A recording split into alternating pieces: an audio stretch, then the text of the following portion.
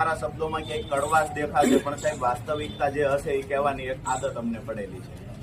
આવી જ ઘટના આજથી 3 વર્ષ પહેલા લુવારા ગામે હેમુબેન પર બનેલી.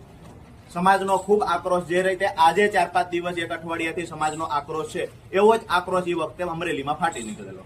એ વખતે સાહેબ કમિટમેન્ટ આપવામાં આવેલું ગોપાલભાઈ કે સીઆઈડી તપાસ સોંપવામાં આવશે, હેમુબેનને ન્યાય આપવામાં આવશે, જેવી રીતે આજે પાટીદારની દીકરીમાં કમિટમેન્ટો આપવામાં આવ્યા છે. તો આજ દિવસ સુધી સીઆઈડી તપાસનું શું થયું? બાબરાની અંદર ગજેન્દ્ર શેખવાને એક જ જૂથના 2 લોકો ખોટો કેસ કરે છે અને પાછા ધકેલી દેવામાં આવે છે. માત્ર કારણ એટલું છે કે પોલીસને સવાલ કરે છે.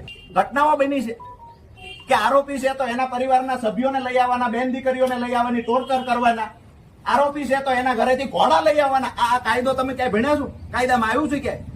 બંધારણમાં આવી કોઈ જોગવાઈ છે કે આરોપીના ઘરેથી ઘોડા લઈ આવવા, ભેંસું લઈ આવી, ગાયો લઈ આવી, એની માતાઓ બહેનોને લઈ આવી?